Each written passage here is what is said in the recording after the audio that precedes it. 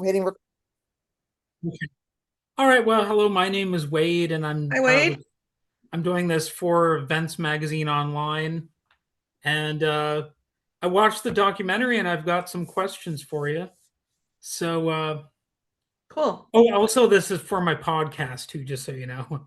Oh, great. Um, Okay. I I believe I made that known. So, um, all right. So, when you first spoke publicly in 2019, did you imagine it would lead to a movie like this, No, or not in a zillion years, let alone six. okay?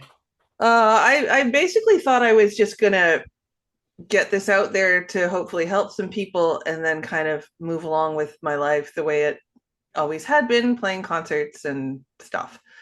Um, and it was mostly, well, I guess entirely just because of the sheer amount of people who reached out after the article and realizing that these stories need to get out there and change needs to happen, and what better way to do it than through film, because an article, it's up there for a day and it's people forget Yeah. people forget so quickly when something is so ephemeral. And so films are around to last, and also it's a great way of being able to put many stories into one thing, I guess, into one element.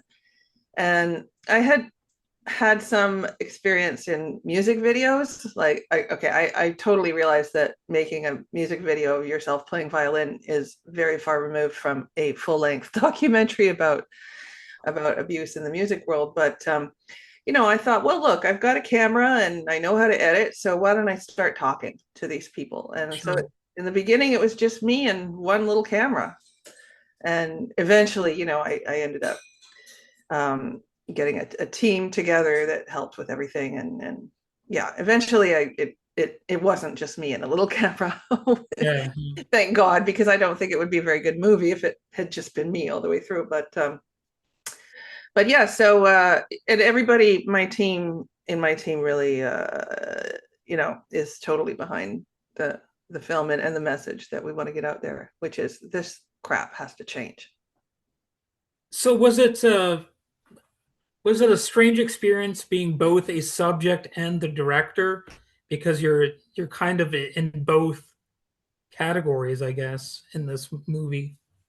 Yeah, I mean, I guess I'm the director because nobody else is, but to be fair, nothing was like scripted except for voiceover. Sure. Like, I just sat and talked to these people and just let them tell their story, with the occasional little question pepper or whatever.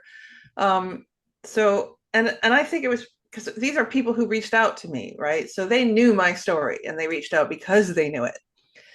And so therefore it was easier. Well, it's never easy to talk about this stuff, but I think it was easier for them to just talk to me alone rather than in a studio with lighting guys and I don't know, sound guys and stuff like that. There, I feel like I got some real heartfelt testimonials out of them, and such genuine integrity because they knew that they were talking to somebody who understood from the inside out.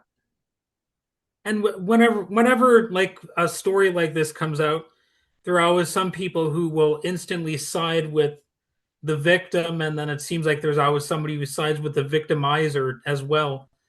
So, what are your thoughts on that? Because that seems to always happen, almost always, I should say. There is a really incomprehensible culture of victim blaming, which I obviously abhor. Um, when I came out with my one in the Inquirer, I have to say that something like 97%, maybe even more, was positive and thank you and gratitude for coming out. Thank you for doing this, this kind of thing. And people saying, I'm with you, all the way. And there were, a couple of trolls, probably some old stupid fat dudes in their mom's basement.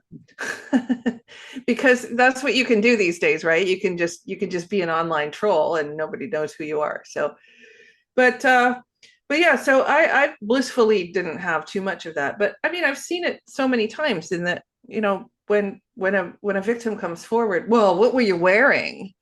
Oh, well, did you drink a lot? Like, oh my gosh, well, you let him on, like it to me, I don't understand that. And anybody who does that, I really am not interested in speaking to any further. Anyone who victim blames like that. All right. And there were, let's see, there were a lot of different stories, but a lot of them have similar characteristics, experiences. Hmm. And of course, they were from different countries and technically different institutions and all that. So, are there any patterns that surprised you about the stories that accumulated? One of my big surprises was the sheer amount of institutional complicity. Like, I thought that Curtis was so horrible to me and that they were the only horrible school. Like, probably all these other schools like really help their students and they're like super nice and stuff. And that turned out to absolutely not be the case whatsoever. That pretty much without exception, every school tried as much as possible to protect the predator and shove the victim away and brush everything under the carpet.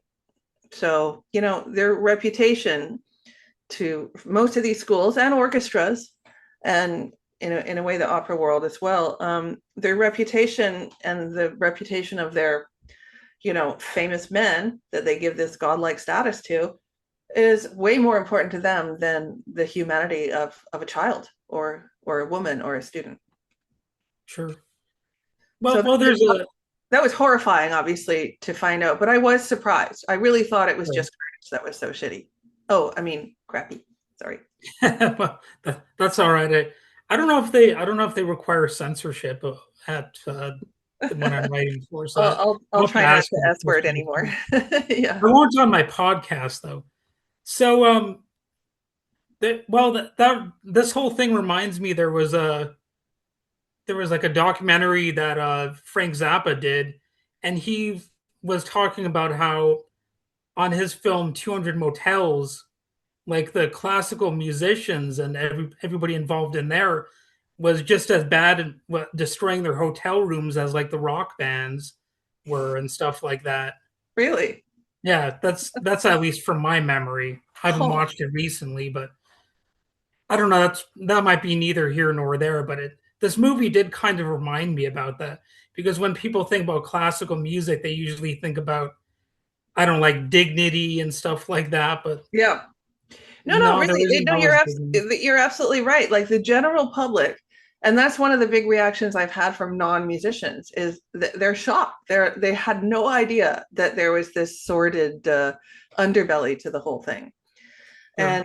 And for classical musicians who see it, their general reaction is like, "Oh, thank God, somebody's finally telling this story." Because we've all known, everybody knew for decades. And why do you think these elite arts institutions have been so resistant to accountability? Do you think they're afraid like more about the loss of standing, or is it like a legal thing? Which do you think is more of a powerful fear for them? Well, I think it's ridiculous. Their priorities are ridiculous. Like Yeah, that they would rather protect Mr. Famous horn player or something rather than protect the students who he's abusing. But it happens over and over and over, as you've seen in the film. And I think it's always like look for the money. The famous horn player is bringing in these students who pay a lot of money. They don't want to lose the money that they'll lose by losing the famous horn player. I think that's a big part of it. A lot of it also is reputation, word of mouth. Curtis doesn't need the students to pay because it's a full scholarship school, but for the world to know that they basically ignored child rape for years and years, well, that's like a problem for them. So they're going to try to shut that up and put it under it doesn't make them look very good. So I think, and that's the thing that has to change. They're going to have to say at some point, this is wrong. This is completely wrong. And we should do everything possible to make sure it never happens again. And that's what I'm hoping this movie will do. It'll bring pressure from the outside, not just within classical music, but from Sure. the greater public, who are in the end the people who buy the tickets to the orchestras. you know? Oh yeah. So it's going to take that kind of pressure to really affect change in our world. So now that you have experience making a film, is there anything you would say that films could do that music can't? Like, do you think you would be able to convey these messages in song form? Well, I'm not a songwriter. And Okay. basically, in classical music, what we do is it's kind of abstract. Like, we can't, well, I mean, we could write a symphony about it, but nobody's really going to understand what's meant.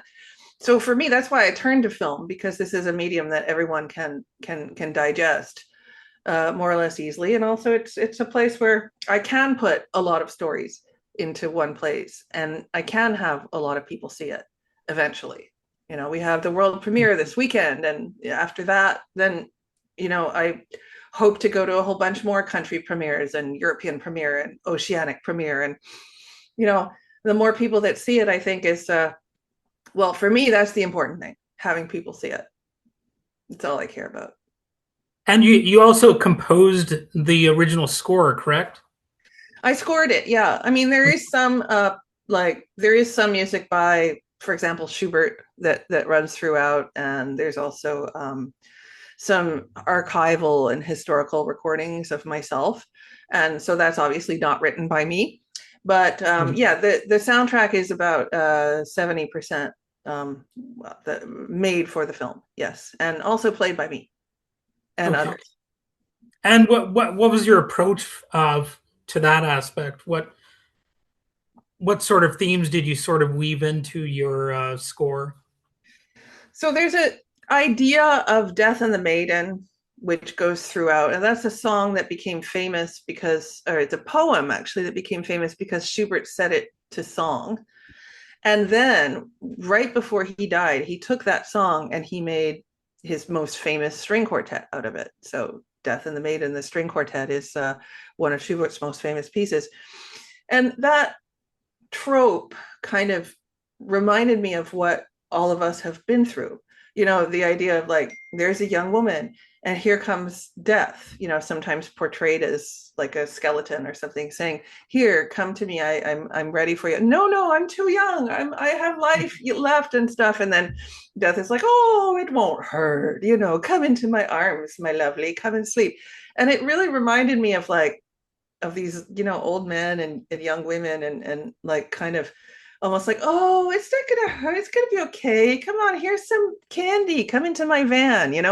And obviously I'm paraphrasing here again, but and so that song is quite terrifying when death begins to speak. Like, he just speaks in a monotone, but underneath the bass is always changing, and it's really it's goosebumpy.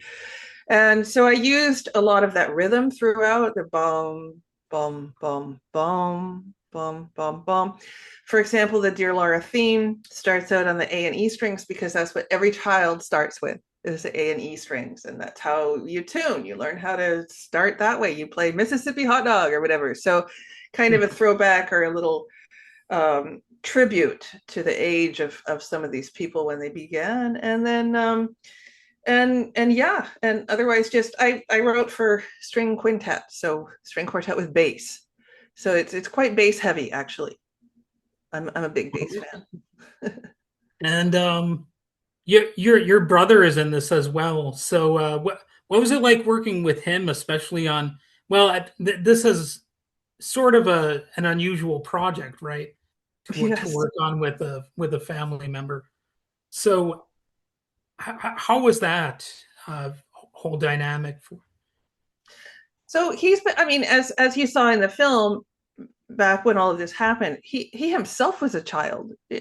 Nobody knew what to do, or and he wasn't really clear on what exactly happened because I didn't feel like it telling, so anyway, but in the recent years, I mean, he's become a very staunch ally, so much so that when he was teaching at Colburn in California, um, and and he realized that they were covering up crimes, basically, he spoke up.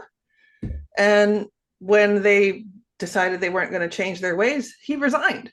You know, so he changed his entire life because he believes so strongly that this shouldn't be happening. And so Sure. he's a really great ally in that. And let's see, where was I here? Oh yes, some viewers, they might not be students or young musicians. So, what would you want them to take away from this movie about these types of institutions? What would be Well, your we're message to them? we're kind of a microcosm of the world. I know I can't change the whole world, but I think I can change the world of classical music. And what needs to happen in both worlds is basically, I know this sounds like the New York subway, but if you see something, say something. Like, don't just allow this to happen if you know about it. You know, try to help, even if you hear third hand, second hand, look into it, see what's going on. Wait, I heard about this. Wait, do you think she's okay? Like, and go find out. And I know I keep using the word ally a lot, but be an ally. Like, I don't know if you remember a couple of weeks ago, there was something on Air Force One or whatever, and that person said, "Oh, shut up, Piggy," or something to the only woman who was reporting there. And there's like 10 men in the same room, and they just stood there and they did Sure. nothing. And so my thing is, do not be those men. you know, Good like, message. even if you hear some kind of misogynist joke or something, say something about it. Like, hey, that's really not appropriate here. You know? Or like the claims that they're eating the cats and dogs in Ohio or something. Well, That that's should that's have a been immediately disqualifying as far as let's not get into that because that'll be another oh few yeah, it could million be hours. Yeah. yeah, No, but just, a lot of times people think, "Oh, well, I don't want to even try to help somebody if I think it might hurt my little pinky finger sure, a tiny little bit." Yeah, don't be like that. Help these people. we sure. we need help, we need allies, and we need people to stand up with us against predators. And at the risk of playing devil's advocate, there were no stories that came out that you thought sounded like they were false or anything. Just for the record, like all of these stories, they sounded valid. Um, I didn't hear from anyone who I thought was making up a thing Sure. at any And point. because that's like a thing you'll commonly hear whenever Me Too comes up as a topic. Well, And it's victim blaming, basically. sure, sure, Yeah, which as I said earlier, absolutely abhor. And I really just can't understand it from people. And that's why when I say I'm not interested in having further conversation with somebody who's victim blaming, why are they victim blaming? What's in their closet? That's what I always wonder. Like, why are you trying to say this person lied? Is it because somebody could say the same thing about you? So I find people who say that kind of thing and who victim blame very suspicious. sure. And are you planning to make any like additional films, either about this topic or anything else, or is this just like a one and done kind of thing? Well, I certainly could. I mean, there are so many stories. I mean, I shouldn't laugh about it in any way, but gosh, I mean, I could probably make a Law and Order, like 20 seasons of this, because there are really a lot of stories. For various reasons, there are quite a few stories that where people cannot come forward. They're for family reasons or religious reasons or something, which is a shame. And I hope that that will eventually change. But for the moment, my whole everything is to get this out there to as many people as Sure. possible. This particular film, because I think it's going to start the conversation, and hopefully be, you know, the little snowball that starts the avalanche, which changes at least my profession. And there was a male who came forward with a story as well.